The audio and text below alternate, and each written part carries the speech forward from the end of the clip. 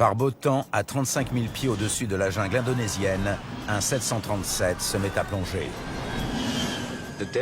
Les débris étaient au fond du fleuve. Bon sang, venez voir. Tout indique une défaillance mécanique susceptible de clouer au sol des avions dans le monde entier. Vu l'historique du 737, on était inquiet. Mais à la fin de l'enquête sur le drame du vol Silk Air 185, 2,5. les enquêteurs parviennent à une conclusion déroutante. C'était un scandale. Je ne savais que croire.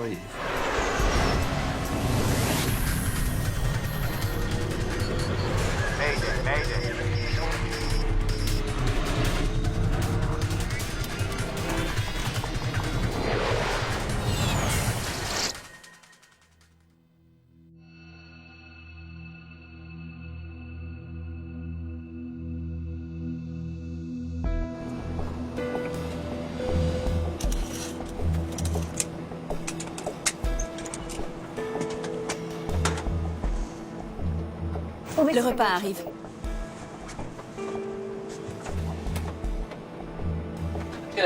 Bonjour mesdames et messieurs, ici votre commandant. Je m'appelle Zhu Weiming. Cet après-midi, je fais équipe avec l'officier pilote de ligne Duncan Ward. Nous vous souhaitons la bienvenue à bord. Nous passons 19 000 pieds.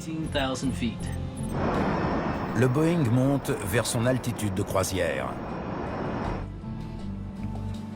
Le Volk Silk Air 185 transporte 97 passagers et 7 membres d'équipage de Jakarta en Indonésie à Singapour où est basée la compagnie. Au cours d'un vol d'1h20, l'avion va survoler la forêt tropicale de Sumatra pour atteindre l'aéroport international de Changi. Nous serons en croisière à 35 000 pieds. Zhu Weiming avait servi dans l'armée de l'air singapourienne. Il avait fait partie de l'équipe de voltige et ses notes avaient toujours été au-dessus de la moyenne. Son copilote est un jeune homme de 23 ans, Duncan Ward. Né en Nouvelle-Zélande, il travaille chez Silk Air depuis un peu plus d'1 an. Duncan avait découvert le pilotage quand il avait 14 ans. Et c'était devenu sa vocation. C'est la meilleure façon de le décrire. Il avait travaillé dans une autre compagnie et il avait sa qualification de type sur 737. Pendant son stage d'adaptation chez Silk Air, j'ai remarqué qu'il était au-dessus du lot, malgré son jeune âge. Je vous indiquerai le début de la descente et le bulletin météo. Merci. Ce bimoteur est le petit dernier de la flotte de Silk Air. Ce Boeing 737-300 est entré en service seulement 9 mois plus tôt. Le 737 était sûrement l'avion de transport le plus utilisé. Duncan se disait qu'il était le gars le plus chanceux du monde.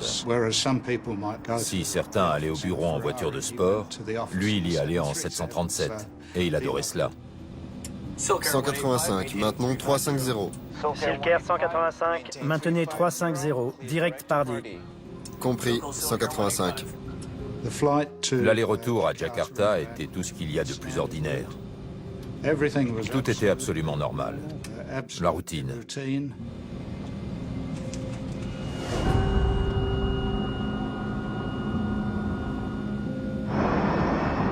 Sur les trajets sans histoire, il n'est pas rare que les pilotes sortent se dégourdir les jambes. Je reviens. Fini de manger. J'ai combien? De l'eau?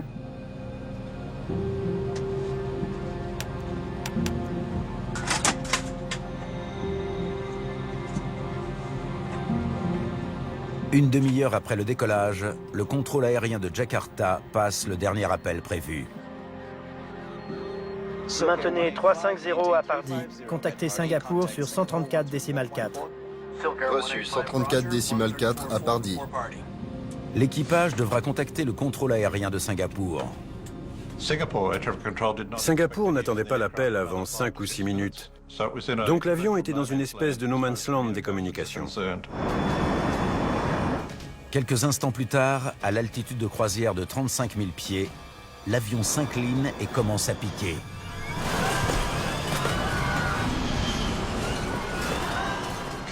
Le PNC passait avec les chariots. Cela a dû être atroce.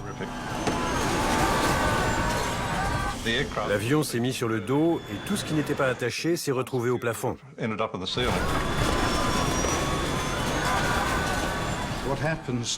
Ce qui est arrivé aux gens qui étaient debout, qui n'étaient pas attachés, mieux vaut ne pas y penser.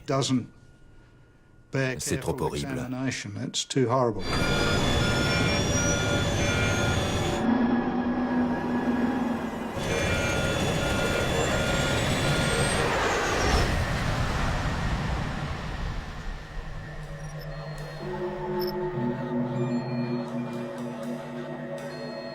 Au centre de contrôle aérien de Jakarta, le vol disparaît de l'écran radar. L'aiguilleur du ciel, qui n'a reçu aucun message de détresse, tente de contacter l'équipage par l'intermédiaire d'un autre pilote. 238, Jakarta. Indonesia 238. Dites à Silker 185 d'appeler Singapour. Compris 238.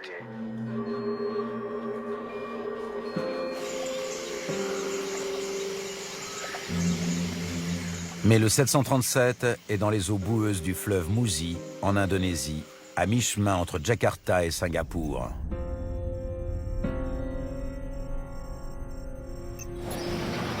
Des villageois signalent l'accident.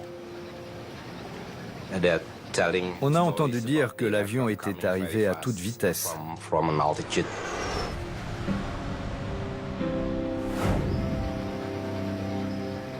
Les volontaires qui cherchent des survivants ne retrouvent que des miettes d'avion.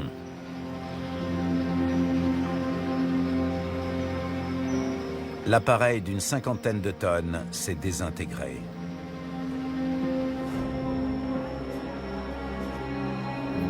La nouvelle de la tragédie est accueillie avec stupeur à Singapour, où la moitié des passagers étaient domiciliés. Les espoirs de retrouver les survivants sont plus que minces.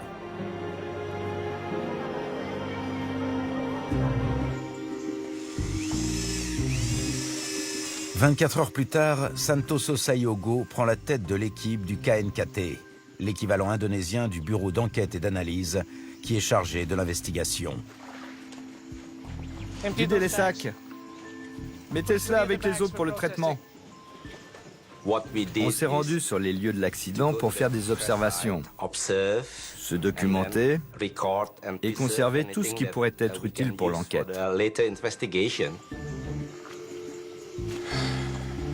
Encore des petits bouts. L'ampleur de la destruction devient vite évidente. Les 104 passagers et membres d'équipage ont trouvé la mort.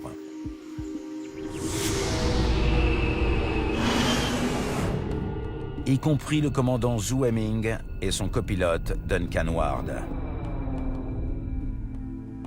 On se demandait vraiment comment cela avait pu arriver. Dans ce genre de situation, on est sous le choc. Je ne savais que croire. Des plongeurs et des navires de la marine participent aux opérations de récupération. Les débris étaient au fond du fleuve. Ces eaux sont troubles, il y a de la boue, de l'argile, et la plupart des débris étaient enfouis dans l'argile. Mais il n'y a aucun corps pour permettre aux familles de faire le deuil. En fait, il n'y a quasiment pas de restes humains.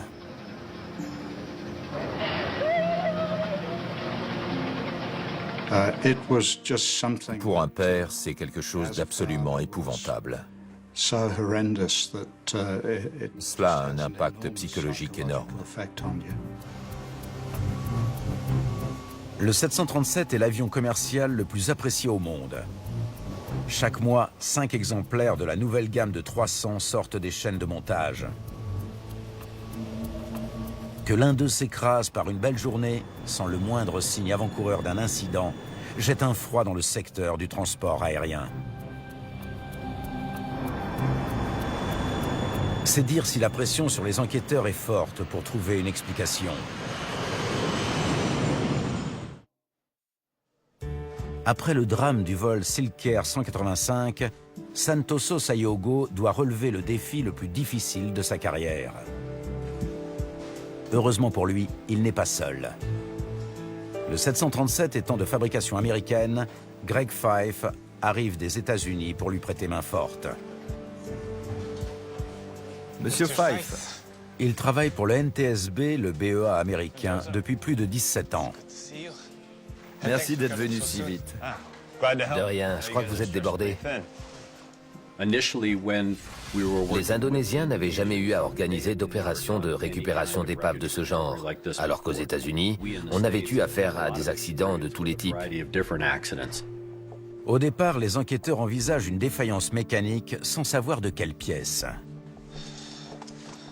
On a du mal à voir la dispersion des débris. Tout est sous l'eau. Et comme ils ignorent comment les débris sont disséminés, il leur est difficile de savoir par où commencer. Un de nos premiers objectifs consistait à retrouver l'enregistreur de paramètres et l'enregistreur phonique. Ils allaient vraiment nous aider à définir l'axe de l'enquête, à savoir dans quelle direction s'orienter, sur quoi se concentrer. Maintenez 350 à Pardy. Contactez Singapour sur 134,4. Reçu 134,4 à Pardy. L'enregistreur phonique restitue l'environnement acoustique du poste de pilotage et l'enregistreur de paramètres décrit par le menu le comportement de l'avion. Ces boîtes noires fonctionnent jusqu'au moment de l'impact. Sans elles, l'enquête est bloquée. Mais dans le Mousi, le travail s'avère difficile. La visibilité était d'environ 15 cm. Les plongeurs devaient descendre, tâtonner dans la vase et remonter ce qui ressemblait à des fragments d'avion. On ne savait pas s'ils allaient mettre la main sur les enregistreurs. Si les boîtes noires sont trop enfoncées dans la vase, on ne les retrouvera peut-être pas. Instructeur chez Silk Air, Peter Macmillan se joint à l'équipe. Il connaît la compagnie et a travaillé avec les deux pilotes. Je servais d'intermédiaire entre Silk Air et les enquêteurs à qui j'expliquais les procédures maison. Pour comprendre l'origine du piqué inopiné, il étudie les écho-radars illustrant la trajectoire de l'avion. Le transpondeur indique l'identité et la hauteur de l'avion sur l'écran radar. Et en faisant un peu de mathématiques, on arrive à déduire la vitesse. Il calcule que la durée du vol entre le décollage et le dernier écho-radar est d'à peine 36 minutes. Bon sang, venez voir. Les 35 premières minutes sont parfaitement normales. Mais les 30 dernières secondes font froid dans le dos. Le radar a perdu l'avion quand il est passé sous les 20 000 pieds.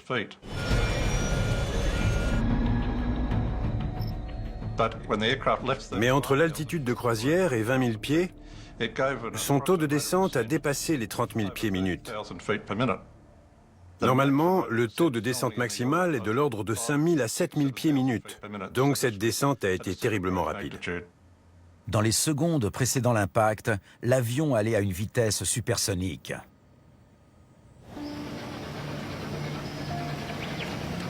Tenant à retrouver les boîtes noires, les enquêteurs font redoubler les efforts sur le Mousi. On a fait intervenir du gros matériel, une drague de haute mer. Son godet de 7,50 m remontait de grandes quantités de vases du Mousi. Mais le fleuve mesure presque 1 km de large et on n'est pas sûr que la dragueuse retrouvera les boîtes noires. Elles peuvent être n'importe où.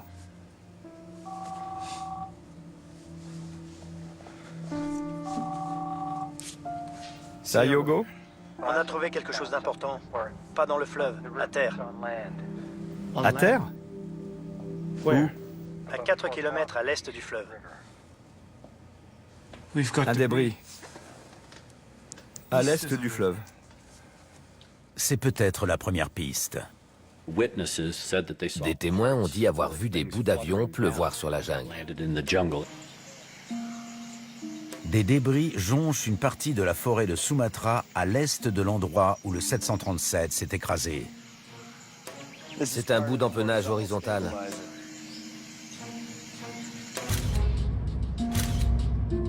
Notez les coordonnées GPS.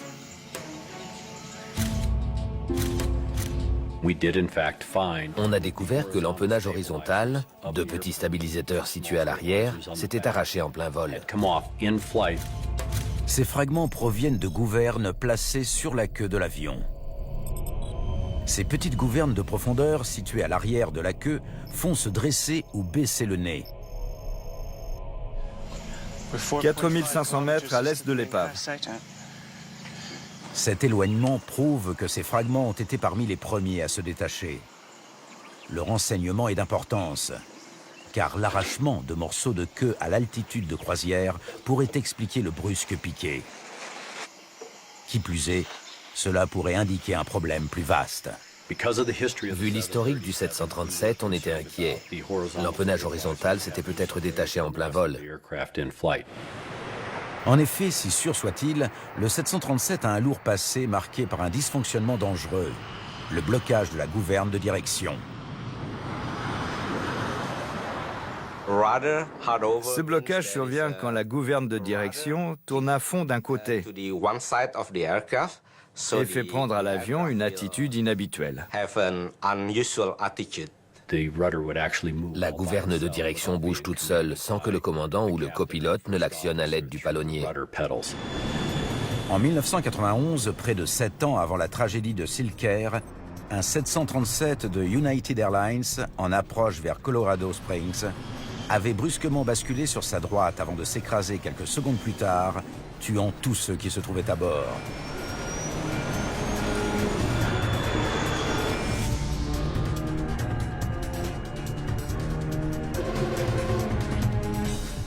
Trois ans plus tard, l'incident s'était reproduit. 132 personnes avaient trouvé la mort dans l'accident d'un 737 de US Air près de Pittsburgh.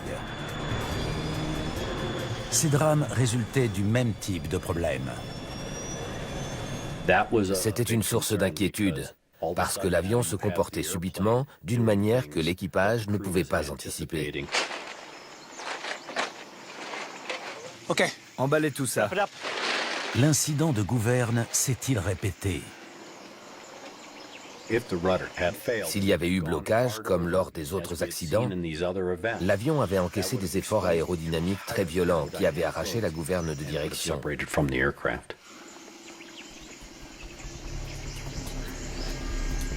Là où le bas blesse, c'est que ce problème aurait dû être réglé. Boeing avait trouvé la parade avant de fabriquer l'avion accidenté en Indonésie. Boeing avait déjà modifié la gouverne de direction de cet avion. Étant donné qu'il avait une gouverne modifiée, pourquoi aurait-il été victime de cet événement? Il est donc crucial de déterminer à quel moment la queue s'est arrachée.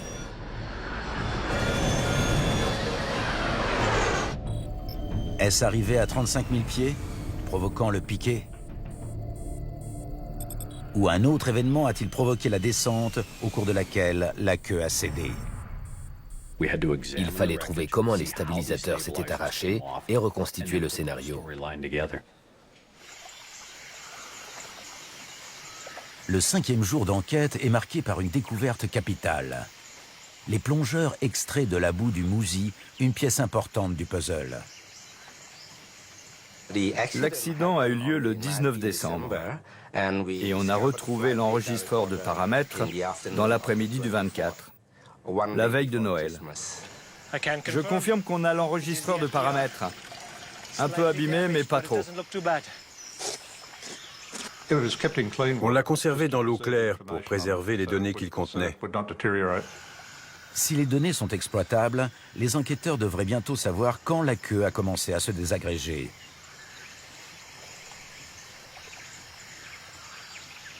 Au gars de Washington de jouer.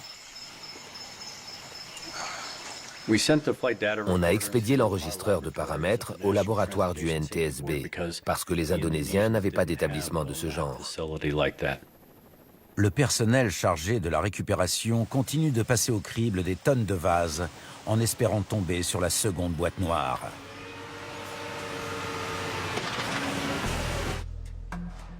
Dans le hangar, on cherche une autre pièce. Il nous faut cette servocommande. Je l'ai en photo quelque part. La voilà. Cette pièce a été à l'origine des blocages de la gouverne de direction sur d'autres 737.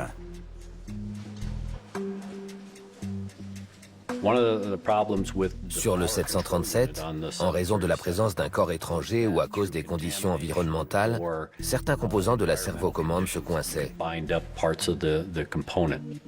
Personne ne sait si la fameuse pièce a été récupérée. Mais si c'est le cas, elle pourrait fournir une preuve capitale. « 20 jours se sont écoulés depuis le drame. Et le dragage du Mousi se fait désormais au ralenti. Comme on ne pouvait plus rien récupérer sur les lieux de l'accident, il a été décidé d'arrêter les opérations de dragage. Il n'y a plus d'espoir de retrouver la seconde boîte noire. Mais au hangar, C'est cela, merci. les longues heures passées à trier les morceaux d'épave paient enfin. Apportez le compresseur, s'il vous plaît. Greg Fife entame l'analyse de la servocommande, la pièce responsable des blocages de la gouverne de direction survenus par le passé. En ouvrant la pièce, on pourra vérifier s'il y a, oui ou non, eu un blocage de la gouverne de direction. L'enquêteur cherche toute trace de corps étranger ou de corrosion. L'actionneur paraît bon. Il n'y avait aucune trace de corrosion dans la servocommande. Cela fonctionnait bien. Les ingénieurs qui ont examiné la servocommande ont conclu qu'elle était en parfait état de marche. Ce n'est donc pas une panne de gouverne de direction qui est à l'origine du drame. L'enquête conclut que les débris découverts dans la jungle de Sumatra ont été arrachés pendant le déplacement supersonique du 737-300. Les stabilisateurs s'étaient détachés entre 10 000 et 12 000 pieds. Les forces aérodynamiques avaient arraché ces gouvernes, mais cela ne nous disait pas comment cela avait commencé. L'équipage a peut-être laissé des indices concernant l'apparition d'un problème à 35 000 pieds. Mais sans l'enregistreur phonique, ils ne serviront à rien. On n'était pas très optimiste vu la situation à ce moment-là. Santoso, tu es là? Quoi de neuf? On a l'enregistreur. Répète? On a l'enregistreur.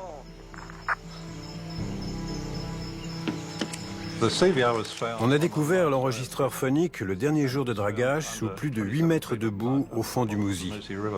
Un vrai coup de chance. D'autant qu'il semble en bon état. Santoso Sayago l'a récupéré et lui et moi l'avons emporté au siège du NTSB à Washington. Il a fallu l'expédier aux États-Unis pour lire les données, en espérant qu'elle nous apporterait les éléments dont on avait besoin. La deuxième boîte noire qui s'envole pour Washington contient peut-être des indices susceptibles de lever le voile sur le drame du vol 185.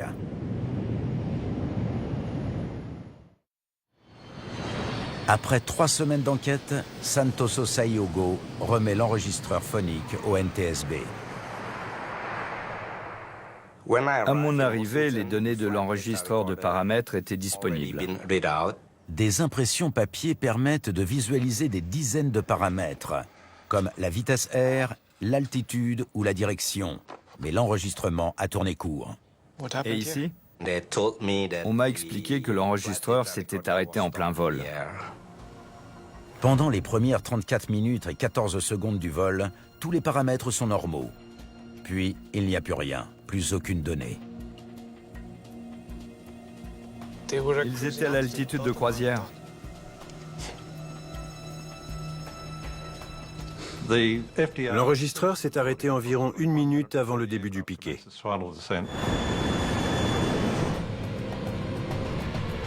Les enquêteurs n'en reviennent pas. Pourquoi une des boîtes noires d'un avion flambant neuf s'arrêterait-elle brusquement lors d'un vol de routine par temps clair? Et pourquoi, juste après, cet avion a-t-il fait un plongeon mortel? Et le mystère ne fait que s'épaissir Quand vous voulez. à l'écoute de l'enregistreur phonique. Bonjour mesdames et messieurs, ici votre commandant. Je m'appelle Zhu Weiming. Cet après-midi, je fais équipe avec l'officier pilote de ligne Duncan Ward. Nous vous souhaitons la bienvenue à bord.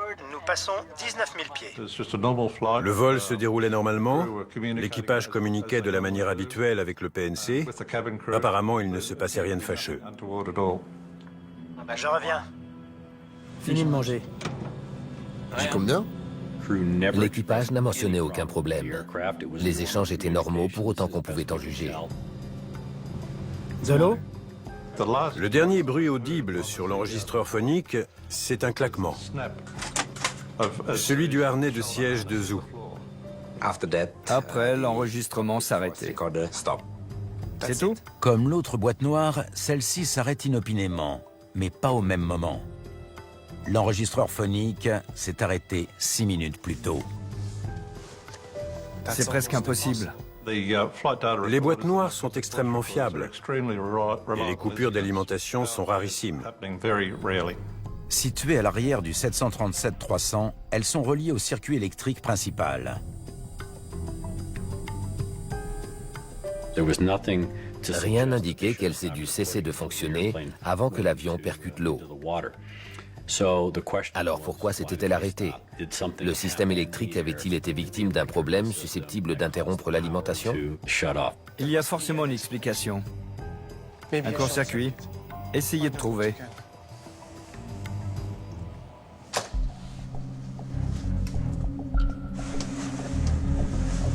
Dans un hangar de maintenance, des techniciens testent l'enregistreur phonique d'un 737.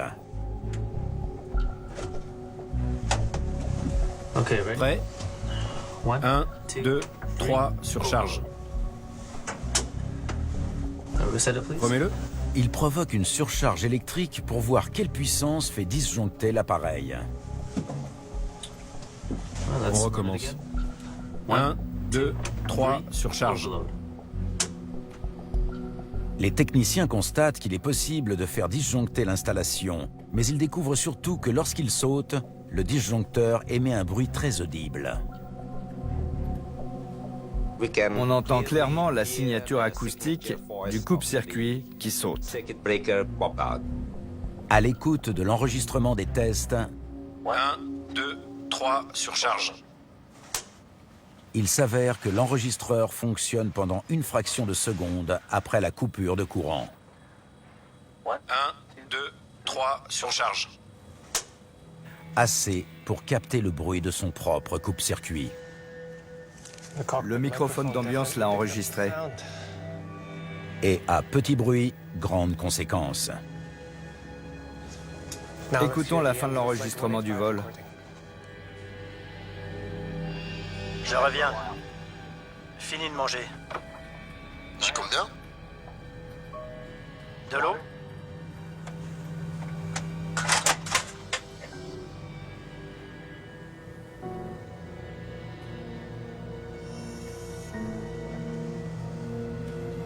Encore. Je reviens. Fini de manger. J'y compte bien. De l'eau?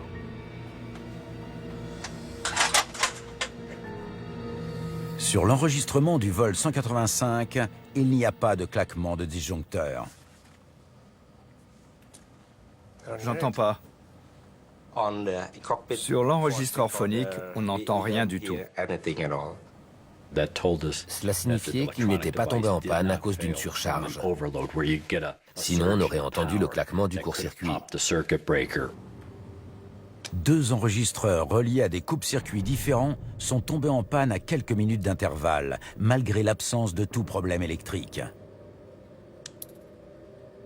En revanche, retirer le coupe-circuit à la main est presque inaudible, d'où une conclusion troublante. Quelqu'un l'avait forcément enlevé. Quelqu'un a volontairement débranché les enregistreurs. On n'a découvert aucune preuve matérielle expliquant une défaillance technique des boîtes noires. Vous savez ce que ça implique? Oui. Cela ne me plaît pas. Mais oui. Il n'y a eu ni surcharge, ni surtension. Quelqu'un a enlevé les coupes-circuits pour empêcher les 2 enregistreurs de fonctionner.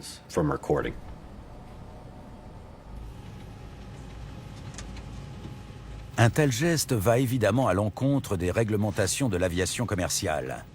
Mais les enquêteurs ont une hypothèse pour l'expliquer, et ils en font la démonstration en simulateur. Bien. Entrez les données du vol Silker 185. On a entré les données du radar dans le simulateur pour mieux comprendre la trajectoire de l'avion pendant son plongeon en spirale vers le Musi. Cette simulation a pour but de déterminer pourquoi un 737 a pu tomber si vite de 35 000 pieds à moins de 20 000, l'altitude du dernier écho-radar. Panne d'amortisseur de lacet. Les enquêteurs simulent divers problèmes mécaniques pour voir si l'avion pique comme le 737 de Silker. Loin s'en faut. Ils essaient plus d'une vingtaine de scénarios. Ils ont simulé des blocages de la gouverne de direction, des pannes d'amortisseurs de lacet et d'autres défaillances, mais rien n'a donné de résultat comparable aux paramètres enregistrés par le radar. En fait, il n'y a qu'un moyen de faire piquer un 737 de façon aussi abrupte et rapide. Cette fois, pas de panne. N'utilisez que vos commandes. Le seul moyen d'obtenir une trajectoire similaire, c'est en se servant des commandes de vol. Au prix de gros efforts, en faisant basculer l'avion sur la droite et en accélérant à pleine puissance, le pilote en simulateur reproduit le profil du vol. La seule façon de conserver une assiette en piqué et de plonger à grande vitesse, c'est en agissant sur les commandes. Une catastrophe qui a coûté la vie à 104 personnes commence à ressembler à l'acte délibéré d'un pilote très adroit. Cela a changé la nature de l'enquête. Avant de rendre leurs conclusions, les enquêteurs ont besoin d'une preuve concrète. Ils la trouvent dans la queue de l'avion. Les opérations de récupération ont permis de retrouver près de 75% du 737, dont une pièce susceptible de révéler si quelqu'un a sciemment provoqué le piqué. Je la tiens. Une des preuves révélatrices, c'était le vérin de l'empennage horizontal. Cette pièce, une tige filetée, est reliée à l'empennage horizontal. Elle tourne lorsque les pilotes appuient sur une commande située sur le manche pour faire monter ou descendre l'empennage afin de modifier l'assiette de l'avion. Greg Fife calcule l'angle de l'empennage à l'impact grâce au dernier réglage du vérin. 2,5. Il a été mis volontairement dans cette position pour piquer. Le compensateur était réglé pour piquer. Il aurait dû être en position croisière. Il n'y avait aucune raison de le changer. C'est la confirmation que lorsque l'avion était à 35 000 pieds, un des pilotes a provoqué le piqué. Le drame de Silker prend alors une toute autre dimension. Psychologue au NTSB, Evan Byrne est spécialiste des facteurs humains. Le comportement de l'équipage ne pouvait plus être exclu de la liste des causes possibles du drame. Un des pilotes a, semble-t-il, choisi de faire s'écraser l'avion. On s'est penché sur la vie des pilotes, sur leur carrière professionnelle, sur leur vie privée, sur leurs faits et gestes au cours des jours précédant la tragédie. J'ai tout examiné dans les moindres détails. J'avais toute confiance en le NTSB et toute confiance en les enquêteurs chargés du volet technique du travail. Je reviens. Fini de manger.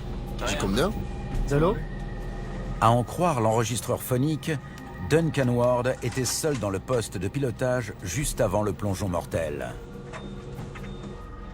5 minutes plus tard, il répondait toujours au contrôleur aérien. Reçu. 134 décimal 4. 2 minutes après, l'avion entamait son piqué. Toute la question est de savoir qui était aux commandes. Parlez-moi de Duncan. Les questions qui portaient sur tout ce qui touchait à l'humeur et à l'état psychologique de Duncan cherchaient à établir s'il avait eu un mobile pour saboter l'avion. Il avait l'air déprimé ces derniers temps. Duncan Ward s'entendait bien avec ses collègues et n'était ni endetté ni dépressif. Ses collègues, des pilotes avec lesquels il avait volé, ont fait l'éloge de son comportement et de ses compétences. Le psychologue apprend que Zhu Weiming était marié et père de 3 garçons. Bonjour, mesdames et messieurs.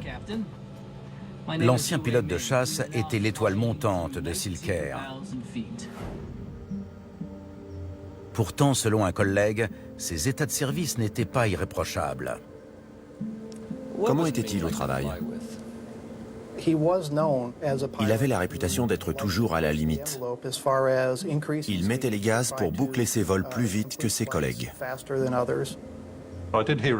Effectivement, j'avais entendu dire qu'il essayait parfois de prendre des raccourcis, qu'il réduisait les durées de vol en mettant les gaz.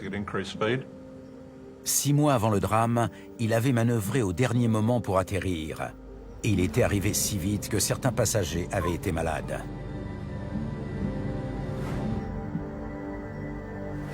Faux. L'atterrissage était correct.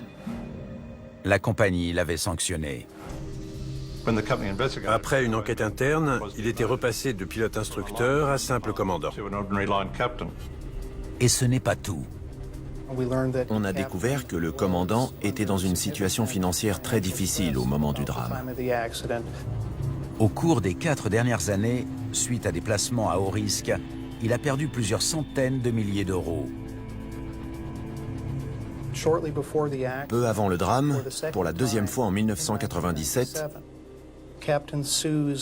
le commandant Zhu s'était momentanément vu interdire toute activité à la bourse de Singapour en raison de son endettement.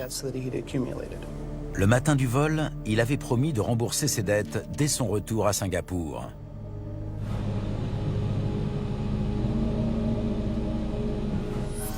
La date du vol revêt également une importance particulière. Le drame de Silker a eu lieu le 19 décembre. C'était une date importante dans la carrière militaire de Zhu Weiming. 18 ans plus tôt, jour pour jour, il s'était envolé pour une mission d'entraînement avec 3 autres pilotes de chasse.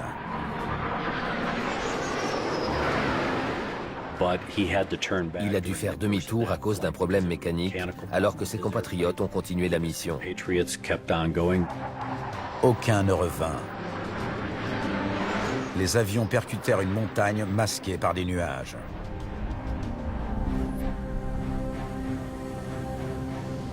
Au moins 2 des pilotes étaient des amis très proches. Un des pilotes a commis un acte odieux. Duncan Ward n'est pas notre homme. Bien que les preuves soient indirectes, elles convainquent les enquêteurs. Zhu Weiming est déclaré responsable de l'assassinat de 97 passagers et de 7 membres d'équipage. Mais comment a-t-il ourdi cette véritable hécatombe?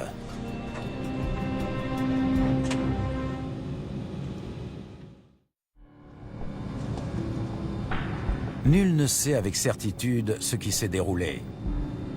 Mais les enquêteurs en ont une idée. 185, maintenons 350. 6 mois plus tôt, son employeur a sanctionné Zhu Weiming. Une rétrogradation pareille ne peut que porter un coup terrible au moral d'un pilote prometteur. Silker 185, maintenez 350 direct par 10. La crise financière qui frappe l'Asie en 1997 précipite l'économie locale dans la tourmente. La bourse de Singapour s'effondre et les petits porteurs sont aux abois. Les difficultés financières du commandant Zhu l'ont peut-être distrait. Elles ont peut-être eu aussi d'autres effets néfastes sur son comportement. 18 ans après avoir échappé à la mort, il prend une décision funeste.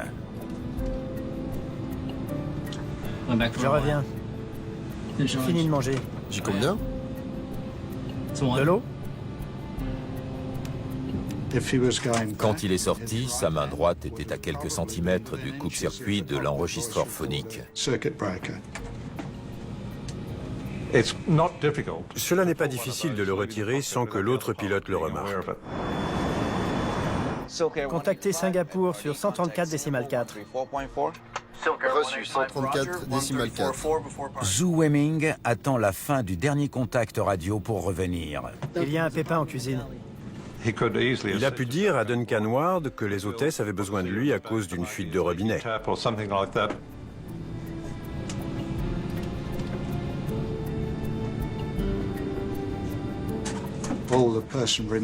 Après, il n'y a plus qu'à verrouiller la porte.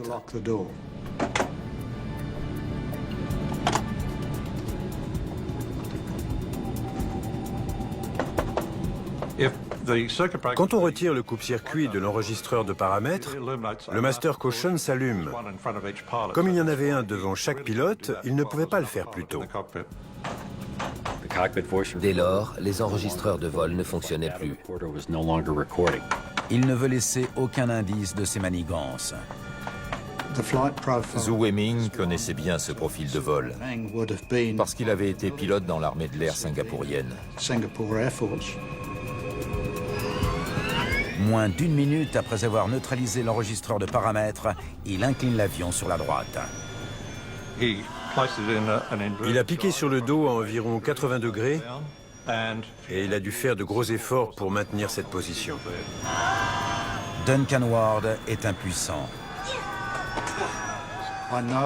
Il a dû faire tout ce qu'il pouvait. Tout est fini en moins d'1 minute.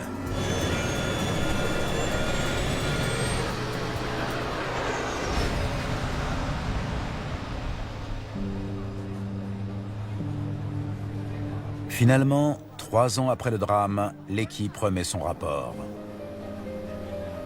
Mais l'histoire ne s'arrête pas là. On a présenté ce rapport au directeur du KNKT. Mais apparemment, son contenu ne lui a pas convenu. En effet, le directeur rejette les conclusions de ses subalternes. Il déclare dans le rapport final que l'événement est inexplicable, avançant comme argument que rien ne subsiste des dernières secondes du vol. C'était un scandale. Disons les choses comme elles sont. Les politiques ont étouffé l'affaire. Fait sans précédent, le NTSB américain contredit officiellement le rapport indonésien. Au nom du NTSB, j'ai rédigé un document très long expliquant qu'il s'agissait d'un acte intentionnel et non d'un accident. Aucun enquêteur doué de bon sens n'arriverait à une autre explication. Les enquêteurs fondent leurs conclusions sur les indices et les preuves à leur disposition. Mais la tragédie de Silker nous rappelle que ces éléments peuvent donner lieu à des interprétations différentes.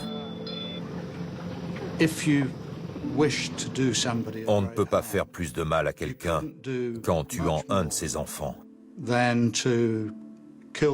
et en essayant de le dissimuler par des mensonges.